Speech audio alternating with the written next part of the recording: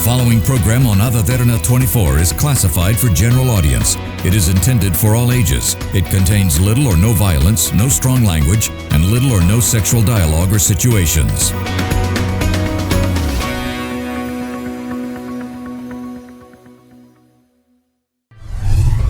Tonight, we delve into the evolving role and challenges of Sri Lanka's provincial councils, exploring their legal framework, governance issues, and the impact of proposed reforms with expert insights.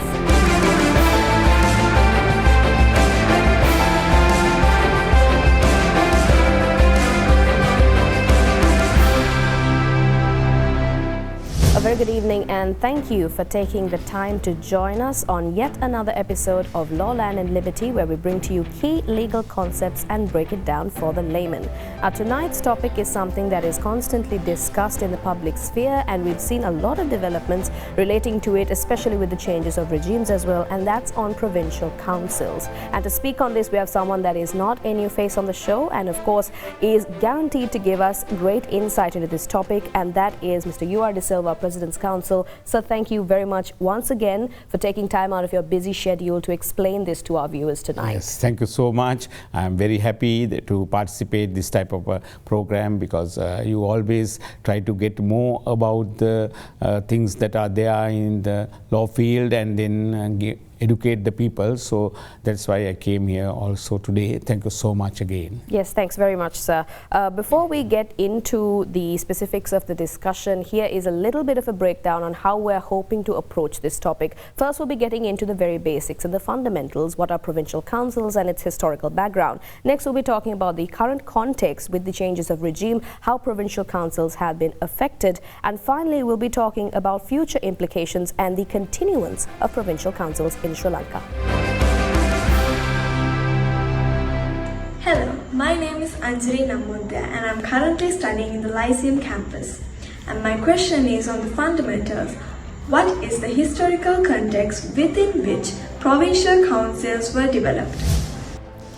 Alright, well, without any further ado, let's get right into this very packed discussion. We have a lot of recent updates to discuss as well, sir. Once again, thank you for taking the time.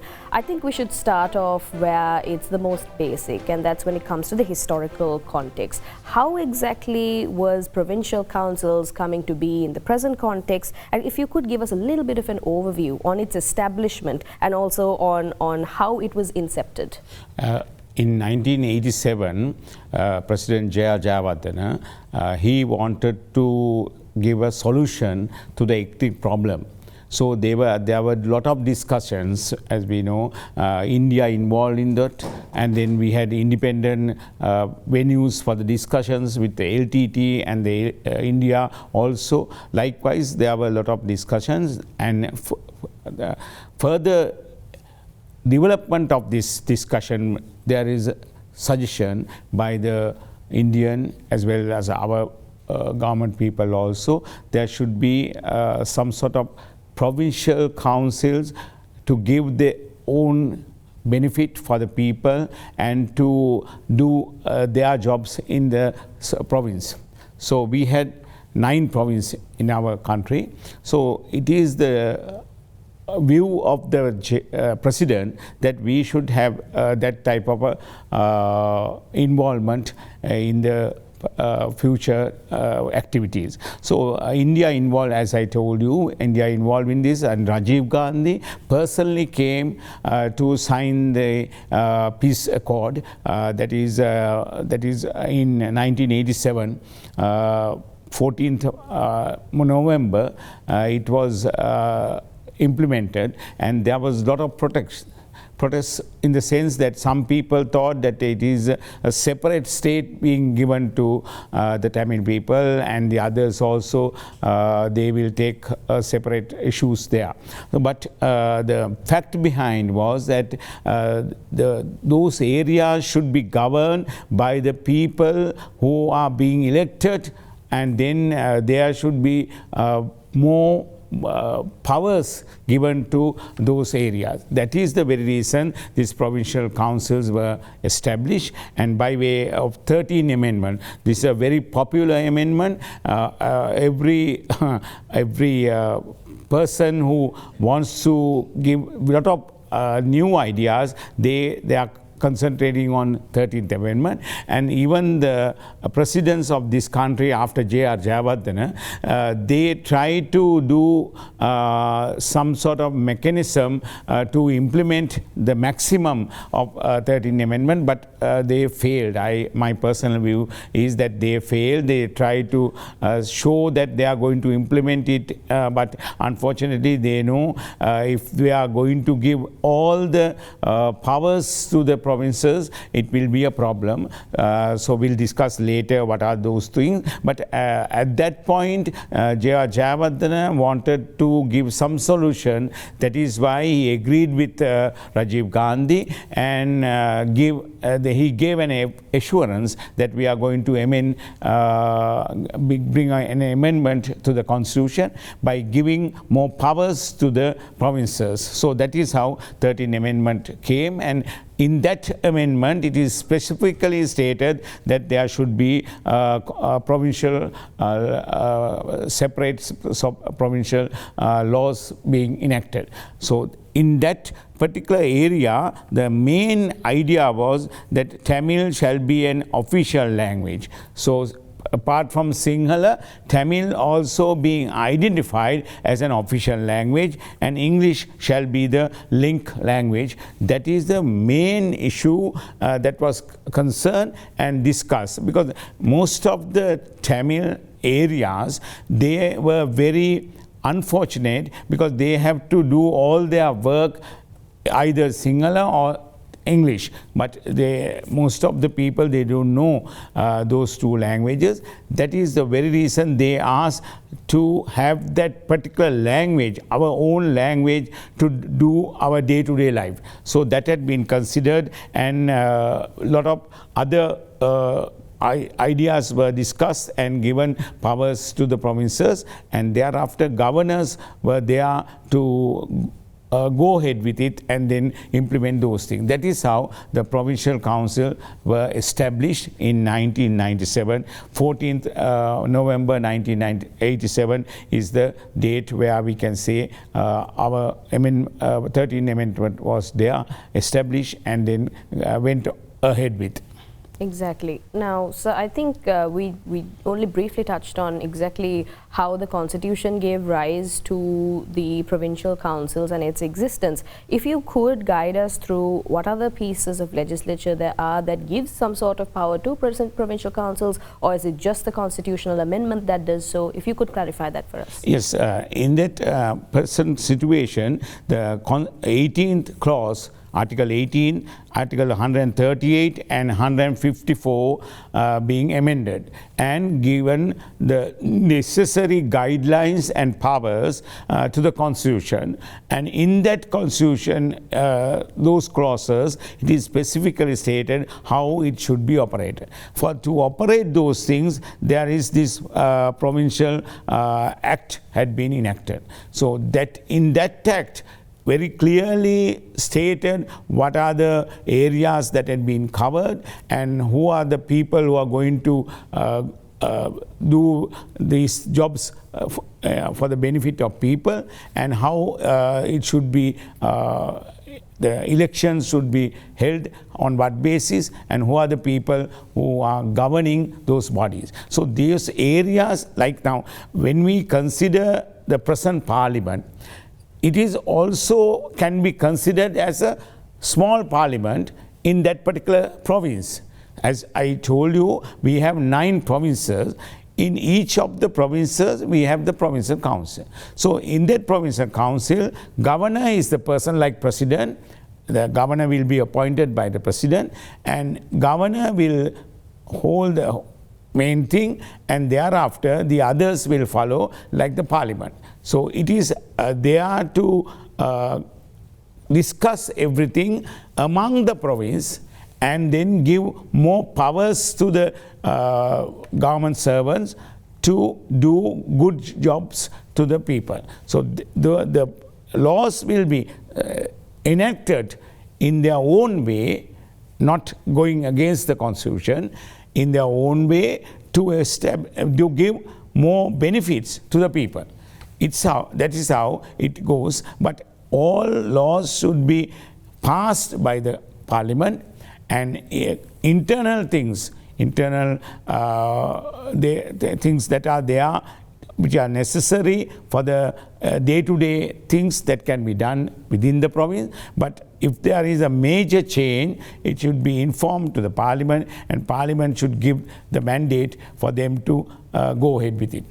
A question of curiosity, sir. Does that mean the existence of provincial councils and also the legislative process that provincial councils undergo when it comes to bringing, I guess, equality or justice to the people in that province, is there no sort of legislative setbacks or clashes because of the fact that it feels like a separate government within an already existing government that's changing things? There won't be such thing. If they are going to go against the constitution, then the Supreme Court will intervene and then give an order, judgment against those things.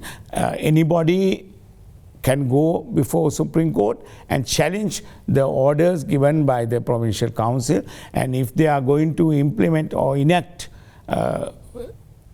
laws against the present situation or against the laws that had been passed by the parliament, then they can't do that. If they are going to do so, the people can go to Supreme Court and challenge those things. There are various instances where Supreme Court has intervened and given the orders, whether they are inconsistent with the parliament procedure and the present situation, present laws of the country or not. So they can't, on their own, they can't do those things. But at the same time, to do a good job, they can discuss among themselves and implement various kinds of laws without going against the present constitution.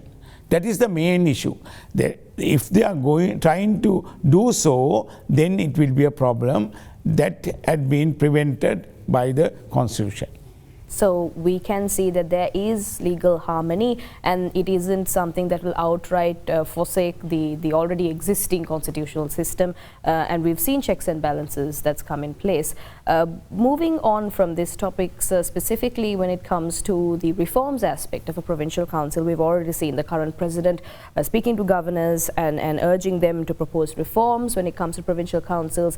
Could you please walk us through some of the key areas that would require reforms when it comes to provincial council? Yeah, this is very important area where you have asked, because already in the constitution itself and the provincial laws, the things that should be important are given to the provincial council, except these police powers and then national defense and security powers, the land powers also, how to deal with the lands available in the country, in that province also. It is the main government. Local government cannot do anything, but the police powers and especially the finances and then the land areas being covered by the parliament, those powers are not being given to the provincial council. So if there are problems with that regard to that, they have to seek permission or solution from the main government. But they always ask that powers. They say, especially North and East governors and the other people, they say that we should be given police powers. But I personally feel, as a united country, so we say it is a unitary state. So for that purpose, we should not give powers to the provincial areas. The main government, the president, should be having that powers, and then he will be in a position to give necessary things that are important to the various provinces. If it is important, he will divulge those things to the governor, through governor, and then IG would be the main person who is in charge of the police. IGP is there to do everything in this country, but other than that, the other powers will be given to the provincial council. So we can see that the reforms might aim to address some of the lapses when it comes to provincial councils. Should we be focusing on the reforms aspect now, or if we should really be continuing with provincial councils at all in the country? We should continue with that, but at this moment they will be having a lot of funds with them because they are being given the opportunity to collect those funds, and if they are really wanted to do a good job, the provincial council members, now in our country 455 members are there in 9 provinces. At the moment the provincial councils are not in existence. The governors are the people who are having that power, and then governors going to continue till the president gives the permission to have the election. So till such time those members are not in existence, but the government servants who are attached to the provincial council, then they are the people who are helping the governors to implement the necessary laws and other things. So my personal view is at the moment we should not straight away give police powers and the land powers as well. So those matter, except those matters, if they are in genuine mind that they want to do a good job, they have every opportunity to do so. If they want more services or more things to be done, they can ask from the present government, and then the president as well as the parliament, the people who are there in the parliament as well as the ministers, they can do the services to those provinces, but the provinces should have their own way of running the areas except those specific mentioned powers. We do have to get into the specifics on how the synergy between central governments and provincial authorities actually play into the effectiveness of having a provincial council in the first place. But before we get into any of the specifics relating to the sharing of powers and also that connection and synergy, let's take a very short commercial break. You're watching Law, Land and Liberty. We'll get right into it right after this break.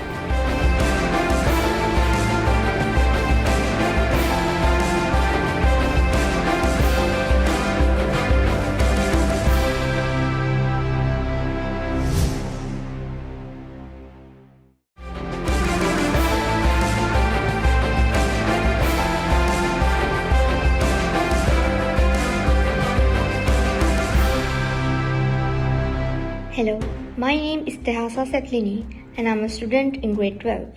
My question is on the current context. How will suggested reforms to provincial councils change its effectiveness?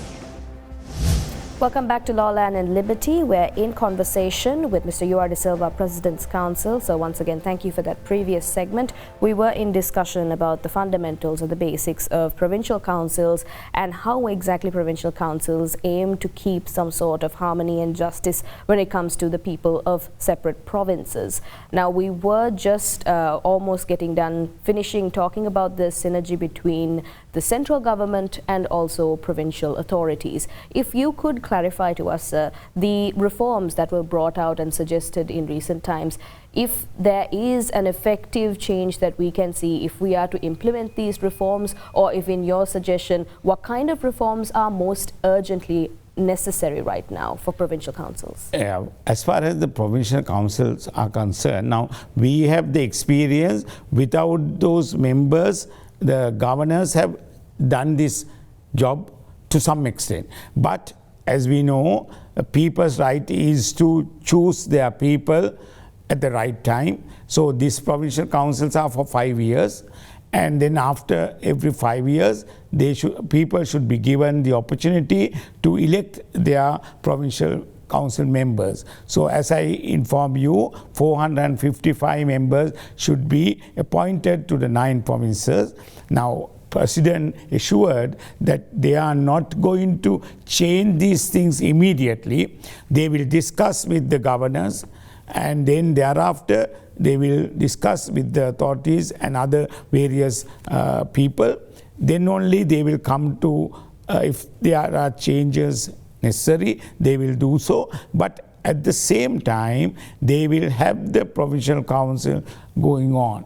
So for that purpose, we need the elections. So elections are essential at this stage, and then even if the elections are being held, if those people are elected is not going to do a proper job, then whole concept is lost. So my view is that even if you are going to appoint people as our franchise, then those people should work hard and do a great job for the benefit of people. Now, these provincial councils were implemented because the parliament members cannot go to those areas every day and attend to those problems. That is why they have given those powers to some extent to those provincial councils. So they should work together with the other members of the local government members, and then they have the opportunity to develop their province according to the laws and then the circulars available. I think that's an important aspect that you pointed out previously, sir. When it comes to the effectiveness of a provincial council, there has to be proper working individuals, members that are actually striving to ensure that the goals and responsibilities of a provincial council are met in outright. But if there is an instance where there is no synergy between the central government and provincial authorities, how exactly can that limit the effect or the usefulness of a provincial council in an area? Now, people who are there in the provincial council, if they are being government servants attached to the provincial council, then they should work according to the rules and regulations of the provincial council. So they can't say that since I was there in the central government, I should work according to the central government policy. No, once you come, it is voluntary basis. Once you come to a particular provincial council, then they should get on with the particular areas where they have been given the opportunity to work, and then they do their job properly. Otherwise, merely because you are a government servant, that does not mean you get all the benefits for your benefit. But if you are not going to work for the benefit of the people, then it will be a problem. It should not be the main idea behind. So this was divulged to various parts of the country, and then people were given the opportunity to get the services not from the central government. They don't have to come to the central government or the Colombo to get the services done. So accordingly, they can have their services done with the provincial council members as well as the government servants who are there inside the provincial council. Now, they are getting a lot of money through stamp duties. Each and every province will get stamp duties according to their rules, and they will get the funds. And then toll collecting, and then the fines. The main idea was to give the opportunity for the particular province to get their own funds. So then each and every province have a lot of courthouses, especially the magistrate court and then the high court. Those courthouses will provide them a lot of fines. Fines are there imposed, and then they are in a position to collect those fines, and if they want to do services, those funds will be available for them to do the job. So when it comes to the revenue aspect, we do have to get into the specifics as well on the revenue collection and related implications and maybe obstacles that we could see when it comes to revenue collection. But before we get into that, sir, you did mention that that the central government need not be some sort of integral part in a citizen's role to achieving some sort of justice or equality that they are hoping to seek when it comes to government processes. How exactly is the legislative autonomy of a provincial council balanced with the central government? Is it contested, or is there a comfortable balance at the moment? At the moment, it is, we can say they are going without any problem, but there are some issues crop up during past years where the central government wanted to curtail some areas, or they give more, they want to do what they want. But according to our law, the provincial council has the power to say that we don't want these things. So that is why if there are schedules where, according to those schedules, if the central government is going to change any laws with regard to this schedule mentioned areas, they have to get the permission from each and every province. Once they say, is it okay, or it is not inconsistent with the areas covered, then only the central government can implement that as a law. So there were problems earlier. The Shirani Bandanayaka's matter came up because of that.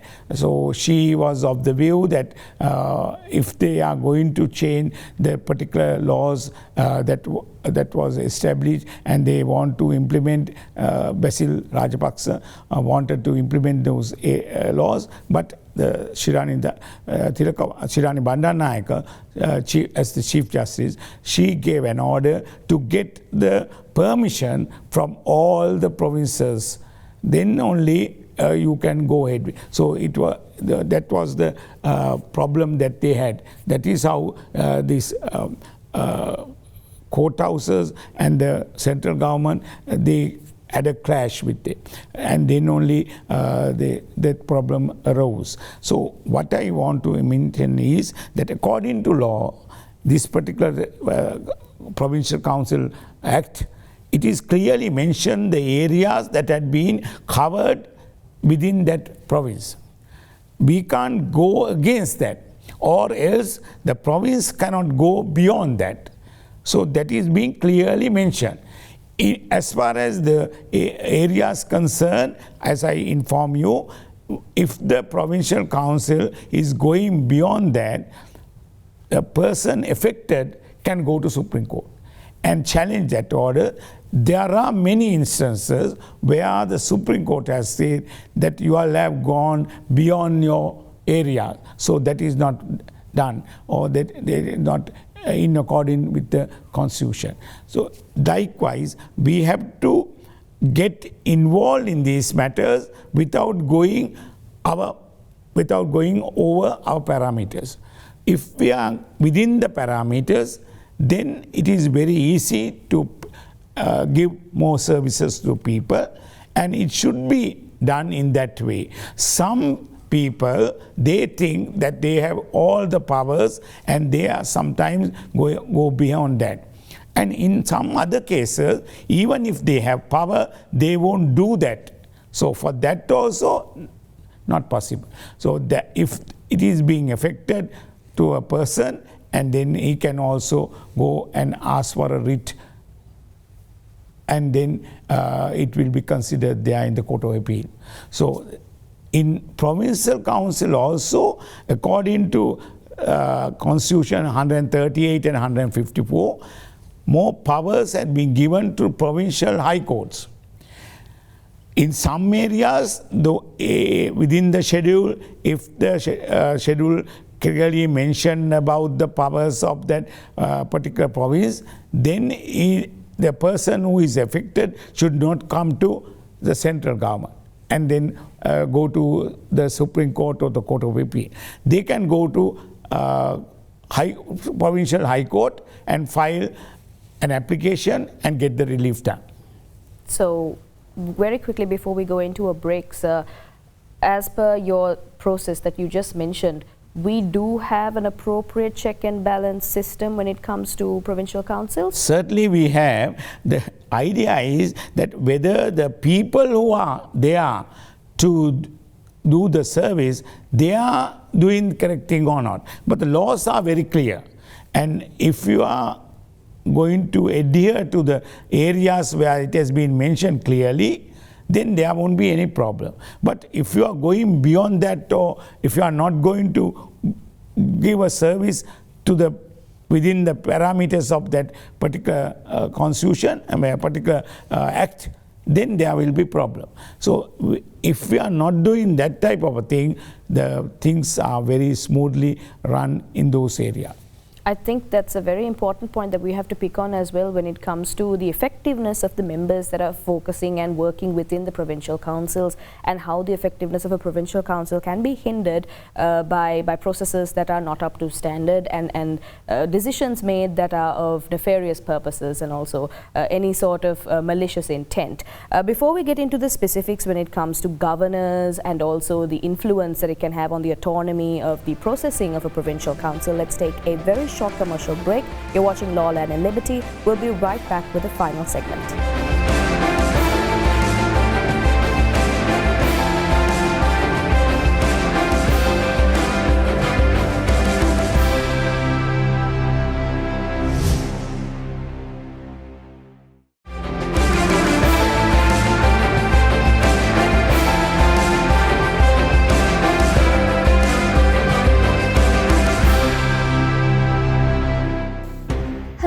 My name is Dhanuji Veerappan and I am a grade 10 student.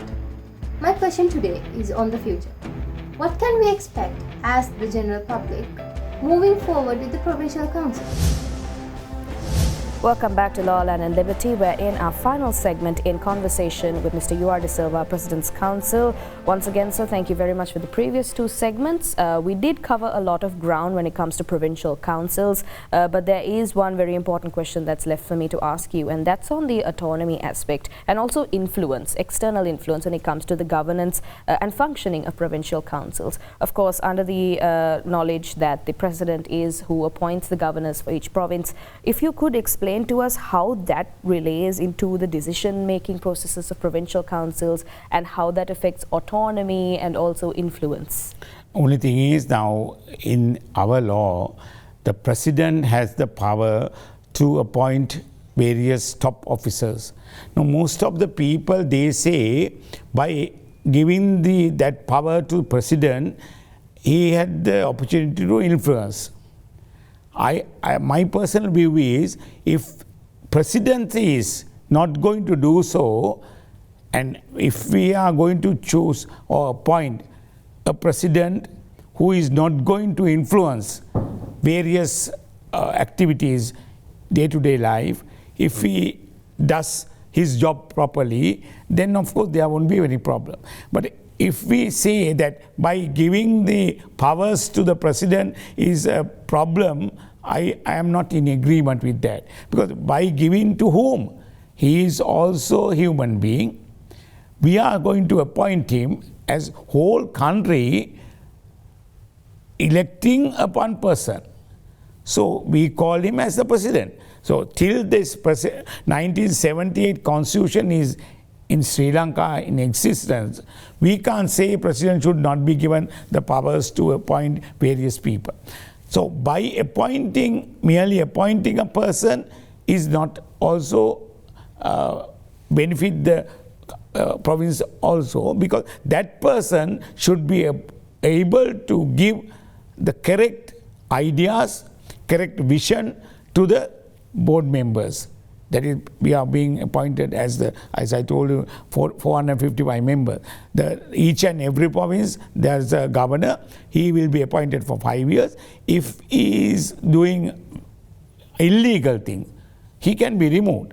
But by merely appointing that person, if you say President has the power to influence, it may happen, but you can't say each and every occasion he will do so.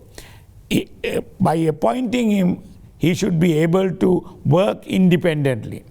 If he is in a position to take decisions according to the laws available in that province, then he can work smoothly.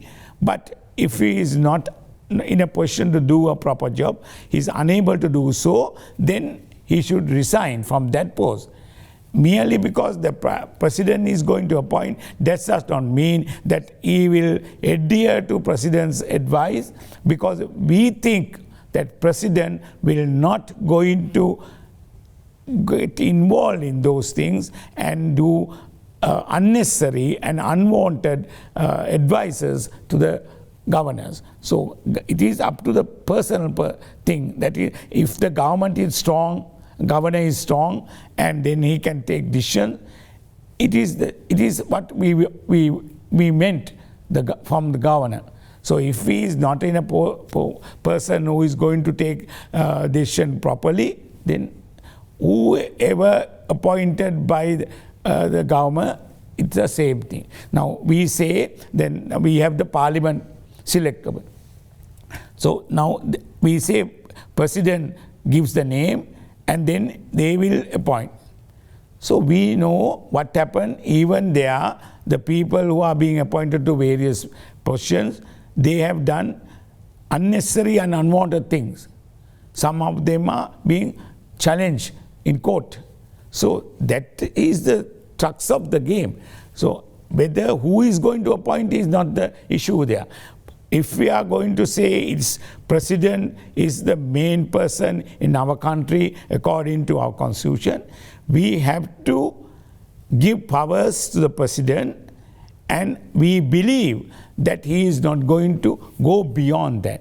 Now, for that purpose also, if he is going beyond his areas, then we can challenge it in Supreme Court, not personally, by way of Attorney General being a respondent. So there are remedies for that things. If he is going to appoint unwanted and unnecessary people, it is the duty of the citizen to go before Supreme Court by mentioning the respondent as the Attorney General and get the relief done.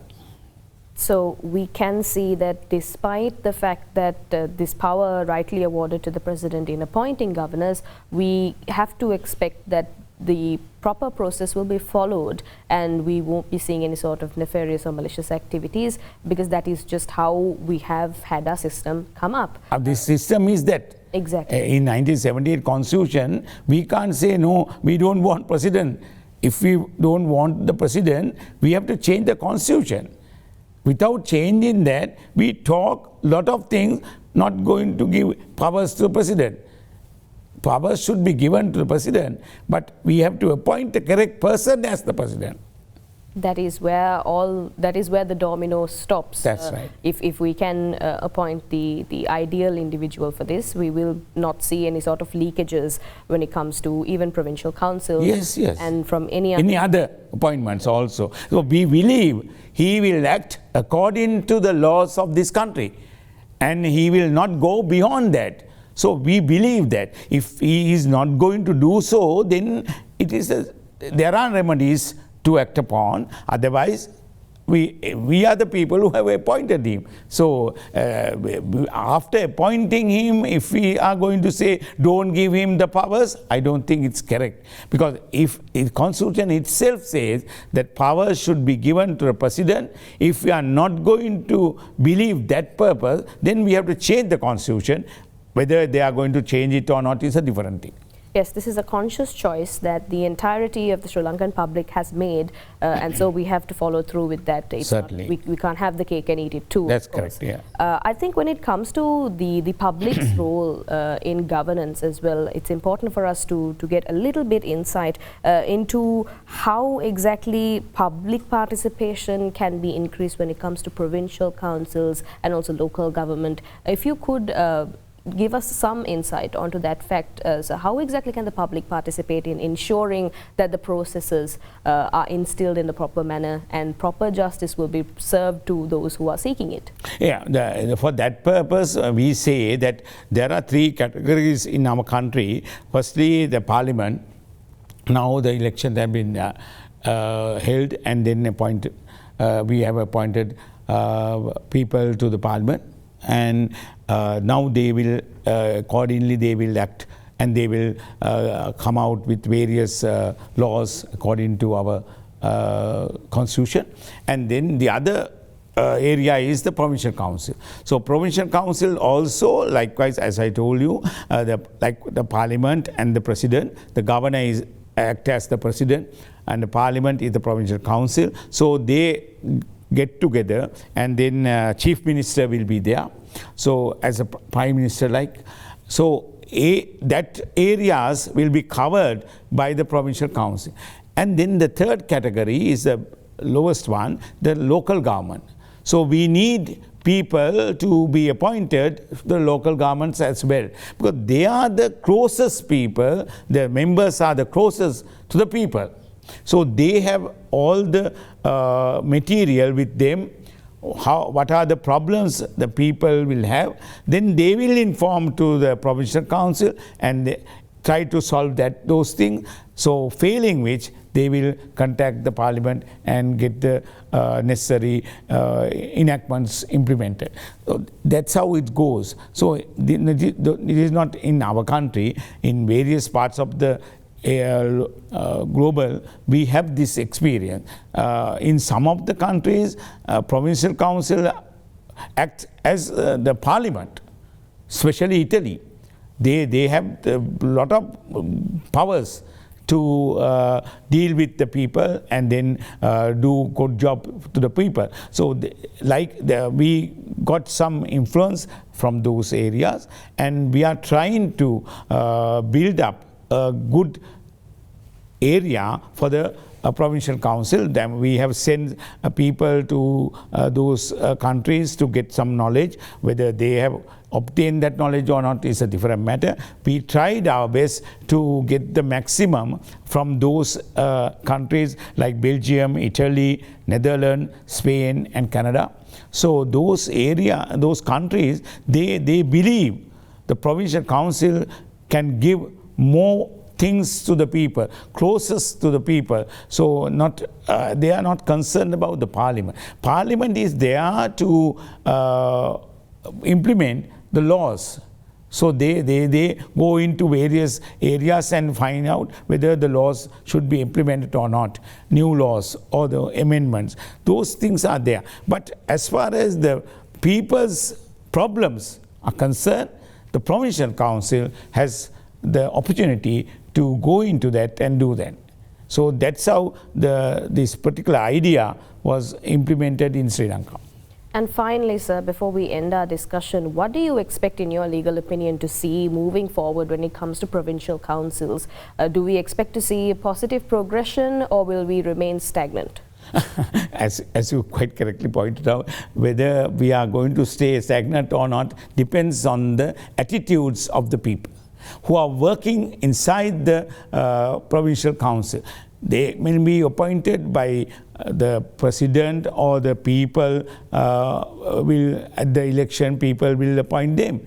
But if they have the attitude to work hard, and if they are in a position to understand the people, they have the grievance and how to solve those problems, and if they are genuine, if they are not going to get their own benefits, then certainly this is very important.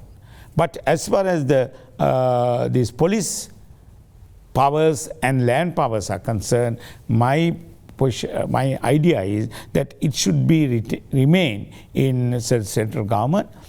By doing so, nothing will happen. There won't be any problem. If we are going to have the other areas properly constituted or properly attended, then this will be a great service to the country. Right. Thank you very much, sir, for taking the time to explain provincial councils to our audience and to better help us understand exactly why provincial councils play a somewhat significant role when it comes to connecting the people to the Parliament better. Thank you very much, sir, for your time. Thank you so much. All right, well, we leave you tonight with the words of Aristotle.